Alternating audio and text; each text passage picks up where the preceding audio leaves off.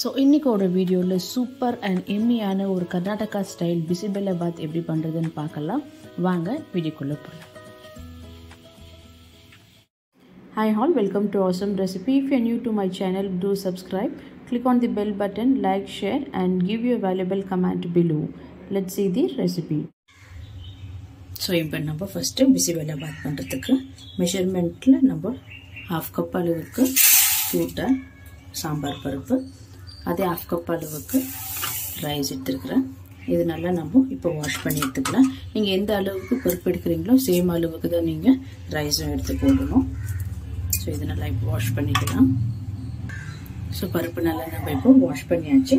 இதில் நம்ம vegetables add பண்ணிக்கலாம். பாருங்கள், நான் கொஞ்சமாக ஒரு 1/4 கப் அளவுக்கு ஃப்ரெஞ்ச் பீன் ஆட் பண்ணியிருக்கிறேன். ஒரு மீடியம் சைஸ் அளவுக்கு கேரட் ஆட் பண்ணிக்கலாம். ஸோ ஒரு மீடியம் சைஸ் அளவுக்கு நூல்னா சொல்லுவாங்க, இல்லை நுக்கல்னா சொல்லுவாங்க. ஸோ இது கூடவே கொஞ்சமாக மஞ்சள் பொடி ஆட் பண்ணிக்கிறேன். ஸோ இதுக்காக ஒரு 1/4 டேபிள் ஸ்பூன் அளவுக்கு உப்பு ஆட் பண்ணிக்கலாம். ஒரு 2 டேபிள் ஸ்பூன் அளவுக்கு எண்ணெய் ஆட் பண்ணிக்கலாம். அப்போ நல்லா மசிஞ்சு நம்மளுக்கு இந்த பருப்பு வெஜிடபிள்ஸ் எல்லாம் நல்லா நம்மளுக்கு கிடைக்கும். ஸோ இப்போ இதில் வந்து தண்ணி நம்ம ஒரு 1/2 கப் அளவுக்கு பருப்பு, 1/2 கப் அளவுக்கு அரிசி எடுத்ததுக்கு 2 சேர்த்து 1 கப்பு. அதுக்கு நம்ம ஒரு 6 கப் அளவுக்கு தண்ணி ஆட் பண்ணிக்கலாம். ஸோ 1/2 கப் பருப்பு, 1/2 கப் அரிசிக்கு 6 கிளாஸ் தண்ணி, 6 கப் தண்ணி நம்ம ஆட் பண்ணிக்கலாம். ஸோ நம்ம இது லிட் போட்டு க்ளோஸ் பண்ணிட்டு ஒரு 5லேருந்து 6 ப்ரெஷர் வரைக்கும் நம்ம பார்க்கலாம். அதுக்கப்புறம் இது பார்க்கலாம். இப்போ நம்ம பிசிபெல்லாபாத் பவுடர் ரெடி பண்ணிக்கலாம். அதுக்கு நம்ம எப்பவுமே பிசிபெல்லாபாத் பண்ணுறப்போ நல்லா ஃப்ரெஷ்ஷாக நம்ம மசாலா அரிசி பண்ண போகிறோம். அதுக்கு 1 டீஸ்பூன் அளவுக்கு உளுத்தம் பருப்பு, 1 டீஸ்பூன் அளவுக்கு கடலைப்பருப்பு எடுத்துருக்கிறேன். அதிலே 1/2 டீஸ்பூன் அளவுக்கு மிளகு, ஒரு 1/2 டீஸ்பூன் அளவுக்கு ஜீரகம் அண்ட் ஒரு 5 லவங்கம், கொஞ்சமாக பட்டை எடுத்துருக்கிறேன்.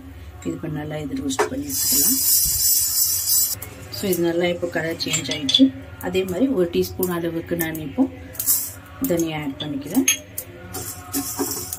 தனியா ஆட் பண்ணதுக்கப்புறம் நம்ம ஒரு 4 காஷ்மீரி சில்லி போட்டுக்கலாம். இது நல்லா கலர் கிடைக்கும். உங்களுக்கு காரத்துக்கான நார்மல் ஒரு 4 மிளகாய் ஆட் பண்ணிக்கலாம்.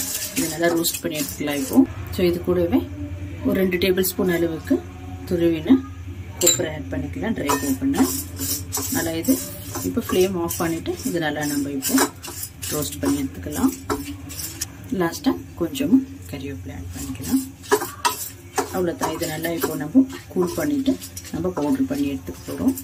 ஸோ பாருங்கள், நல்லபடியாக இது பவுடரு நம்மளுக்கு ஒரு 3 டேபிள் ஸ்பூன் வரும். இது அந்த மாதிரி நம்ம பவுடர் பண்ணி எடுத்துக்கலாம்.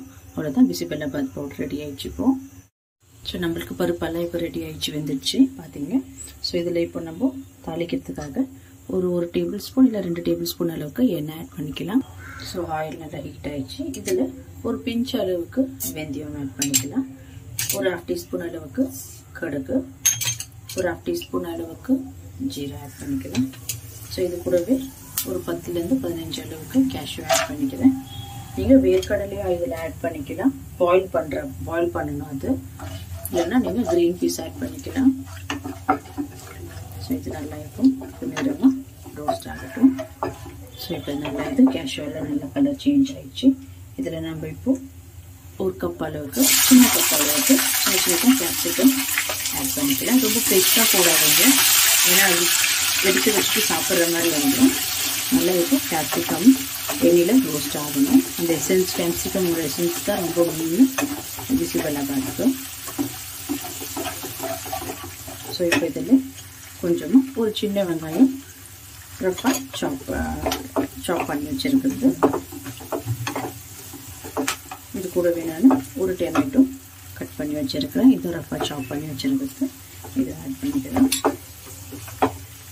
ஸோ இது கூட கொஞ்சமாக கறிவேப்பிலை ஆட் பண்ணிக்கலாம், கொஞ்சமாக பெருங்காயம். ஸோ இது நல்லா இப்போ நம்ம குக் பண்ணி எடுத்துக்க போகிறோம். நம்ம ஆல்ரெடி பருப்பு வேக வைக்கிறப்போ கொஞ்சமாக உப்பு போட்டுக்கணும். இதுலேயே கொஞ்சம் இந்த வெஜிடபிளுக்கு சேர்த்த மாதிரி உப்பு ஆட் பண்ணிக்கலாம். ஸோ இப்போ தக்காளியெல்லாம் நல்லா நம்மளுக்கு மேஷ் ஆகிடுச்சு. இதில் ஒரு சின்ன ஒரு 1/4 கப் அளவுக்கு புளி தண்ணி ஆட் பண்ணிக்கலாம். இதை நல்லா நம்மளுக்கு இப்போ கொதிக்கணும். இது நல்லா இப்போ குக் ஆயிடுச்சு. இதில் 1 டீஸ்பூன் அளவுக்கு வெல்லம் ஆட் பண்ணிக்கலாம். ஸோ இது நல்லா இப்போ நம்ம மிக்ஸ் பண்ணி எடுத்துக்கலாம். ஸோ வெல்லம் போட்டதுக்கப்புறம் நம்ம ரெடி பண்ணி வச்சுருக்கிற ஃப்ரெஷ்ஷான ரோஸ்ட் பண்ணி வச்சுருக்கிற பிசிபெல்லாபாத் பவுடர் ஆட் பண்ணிக்கலாம். இது ஒரு 2 டேபிள் ஸ்பூன் அளவுக்கு வரும் நம்மளுக்கு. ஜஸ்ட் ஒரு 2 மினிட்ஸ் இது எண்ணெயில் நல்லா நம்ம இப்படி ரோஸ்ட் பண்ணிவிட்டு இதில் கொஞ்சம் தண்ணி ஆட் பண்ணிவிட்டு இந்த கேப்சிகம் எல்லாம் வேகிற அளவுக்கு ஒரு 5 மினிட்ஸ் நம்மளுக்கு வெந்தால் போதும்.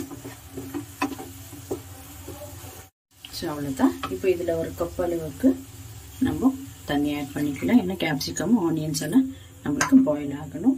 லோ ஃப்ளேம்லேயே வச்சு நம்ம ஒரு 2 மினிட்ஸ் இல்லை ஒரு 5 மினிட்ஸ் வரைக்கும் நம்ம இது குக் பண்ணி எடுத்துக்கலாம்.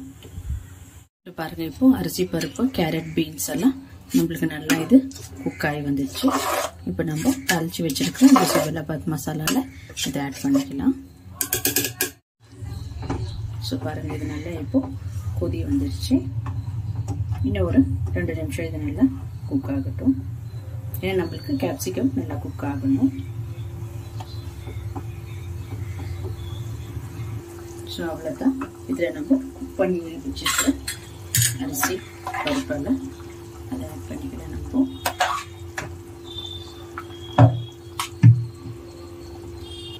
ஸோ இதெல்லாம் ஆட் பண்ணிங்க இப்போ நல்லா நம்ம மிக்ஸ் பண்ணி எடுத்துக்கலாம்.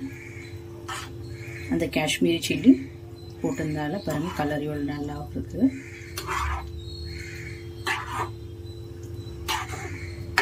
ஸோ அவ்வளோதான். ஒரு 2 நிமிஷம் இதில் இருந்தால் மசாலாவில் நம்மளுக்கு போதும். நல்லா இது மிக்ஸ் பண்ணி விட்டுக்கலாம்.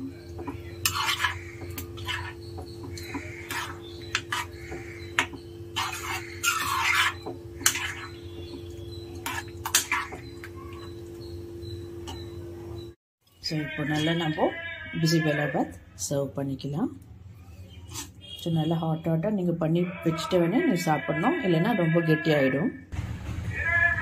ஸோ இது கூடவே மஸ்ட் அண்ட் ஷுட் காரா பூந்தி நம்ம இது மேலே நல்லா ஸ்ப்ரெட் பண்ணி ஆட் பண்ண சூப்பரான ஒரு கர்நாடகா ஸ்பெஷல் பிசிபெல்லாபாத் ரெடி ஆயிடுச்சு. உங்களுக்கு இந்த வீடியோ பிடிச்சிருந்தா லைக் பண்ணுங்கள், ஷேர் பண்ணுங்கள், கமெண்ட் பண்ணுங்கள் அண்ட் மறக்காமல் என் சேனலுக்கு சப்ஸ்கிரைப் பண்ணுங்கள். தேங்க்யூ ஃபார் வாட்சிங் திஸ் வீடியோ.